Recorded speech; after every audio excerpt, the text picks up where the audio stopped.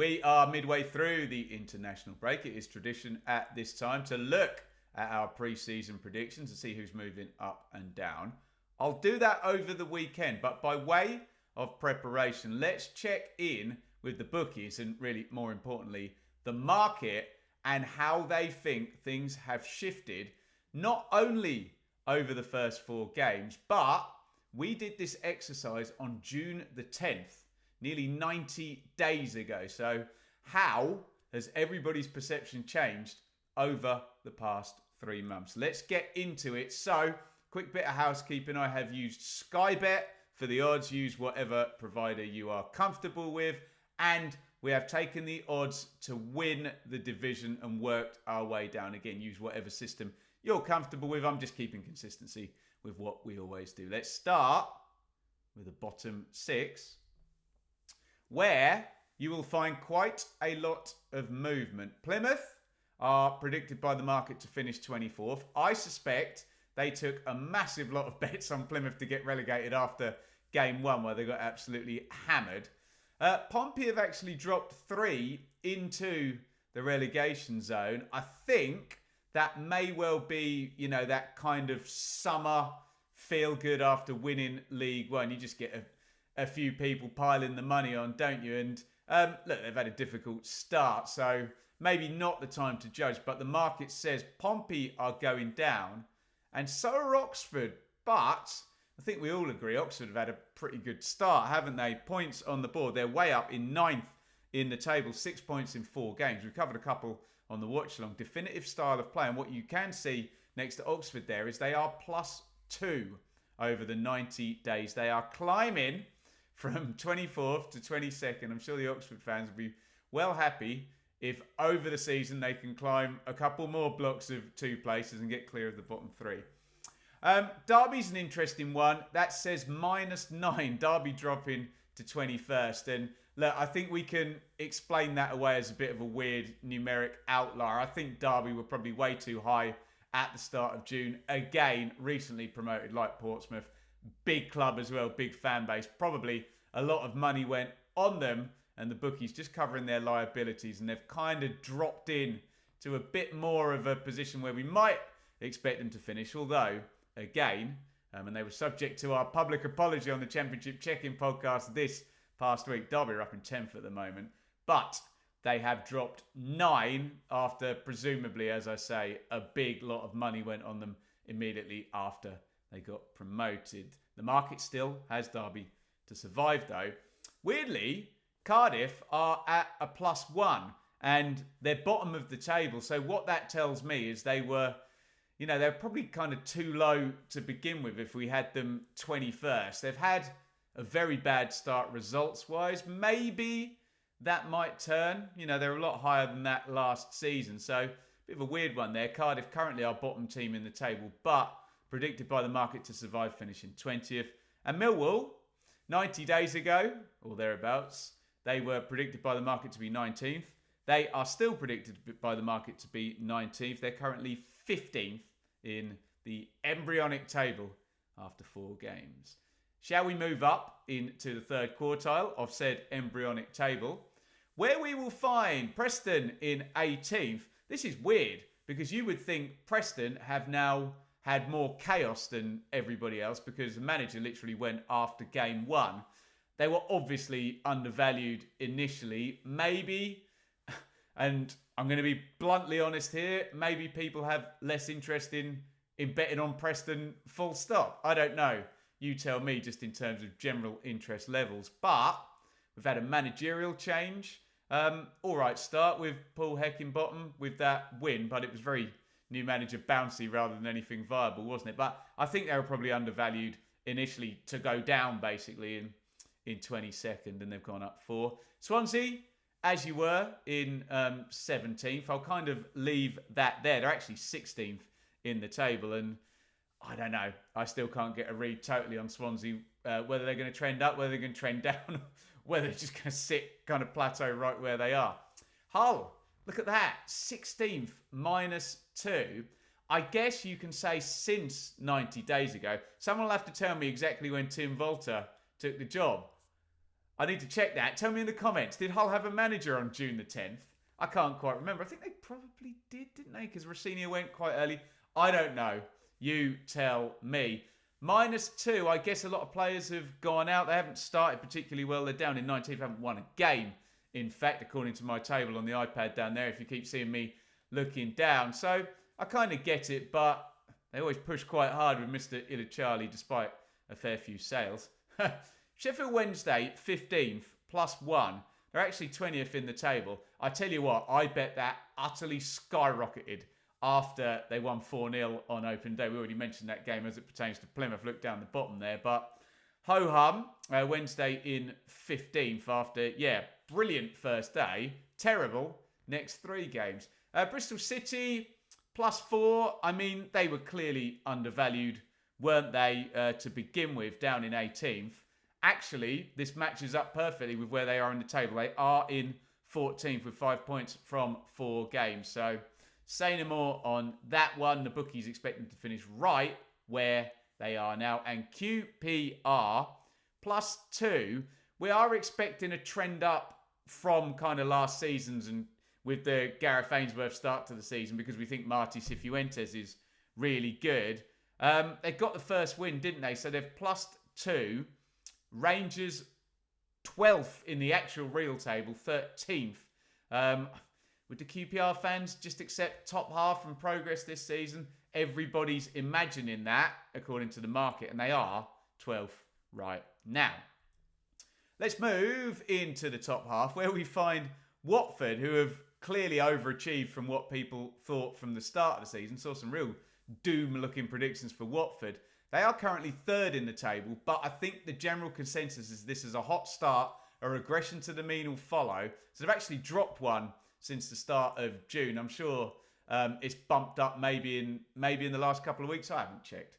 I don't know. But the long-term thinking is that Watford are going to be in the top half in 12th, according to the market. Norwich is an interesting one because they are 11th, according to the market, to finish. They're currently 13th in the table, so we're all in the same kind of universe. But so much has happened at Norwich. New manager, lots of new signings. We've had key sales in terms of the likes of Gavi Sara, Johnny Rose gone out as well. So a lot's happened in the last 90 days at Norwich for us to kind of not really know. And the easiest thing to do is just stick them around that 11th, 13th spot, and could be higher, could be lower. Stating the bleeding obvious. Well done, Ben. There we go. Now, if we discount Derby's -9 as that they were wrongly priced initially or wrongly positioned, then Luton are our biggest fooler, aren't they? Look, -6 is fairly obvious, isn't it? Luton, year 1 parachute team. Highest placed, in fact, of the year 1 parachute teams up in the Premier League, despite the relegation last season. They have started pitifully badly with 0 wins. They've got just 1 point on the board. So there may be some value now in Luton because the price has drifted. If you think it's just been a bad start and they are going to ride this out and ultimately be towards the top of the table, there may be some value there. But that's for you to decide. Please gamble responsibly if you're going to. This is not a gambling video. We're just looking at this as what the market are doing. Wow. If you're looking for a biggest climber, look no further. Blackburn +11. So they've gone from 20th on June the 10th to 9th right now in the table. They are currently 5th. So there is your reason why. I've got to admit, this one's caught me as well. I would have had Blackburn much, much lower than they are right now, or indeed in the projections there. And John Eustace has just had a brilliant start. We expected chaos. We expected bad recruitment. We expected Smodics to go. Well, Smodics has gone, but the recruitment seems to have been good. And John Eustace is doing a fine job to have them in 5th. So go figure. I don't know how much better it will get for Blackburn this season, but you can't say fairer than what they've done so far. Stoke +5. Not sure I entirely understand that. I'm just scanning the table here to find Stoke in 11th. They have won 2 of their opening games. Have I seen anything to suggest they're a big trender upper from 13th to 8th in the past 90 days? No, honestly, I haven't. But, you know, it's a big club and everyone wants to be right when Stoke finally do click and get it right. Coventry, probably underachieved. They're 17th in the table. Everyone expected big things from them. The market is not going to waver on Coventry. They were supposedly 7th on June the 10th. They're supposedly 7th now, despite being 17th in the league. I agree with the market. I think Coventry will get it right. I think the squad and the manager and the setup is too good not to. But Coventry with their traditional now bad start. Why do they always do it? Tell me in the comments. Right. Here comes your top 6. According to the bookies and the current market, these are your 2 automatic promotion and 4 playoff teams. Drum roll, please. Not a lot has changed, apart from one giant climber in there. But Sheffield United, do you know what? I think West Brom, I've missed a +1 on there. I think they've swapped over, in fact, so excuse my error on the graphics there. But Sheffield United -1. Sheffield United, we didn't know really what to make of at all in June. In fact, there was a lot of doomy stuff around them as well. Year 1 parachute team, we thought it would be tumultuous. It has been tumultuous. I think they've ridden out the transfer window quite well, to be honest, and left themselves, despite the -2 points as well, which they chalked off in the first game, didn't they, winning over Preston. Might still be some value in that. I think if they steer clear of injuries, could end up being higher than that. West Brom, and again, apologies, I think that should say +1 next to them. I think we've just swapped the 2 around from June the 10th. And this is just entirely about Carlos Corberan, isn't it? And Sam and I spoke about this on the Championship Check-In podcast. There's a clip from that. Corberan is the guy. You tell me how many places lower in the table, in the market. They're currently 2nd in the real table. 5th in the market, as you can see. How many places lower would they be without Don Carlos? And there's your biggest climber. The biggest surprise, surely, of the season is Sunderland have been perfect so far.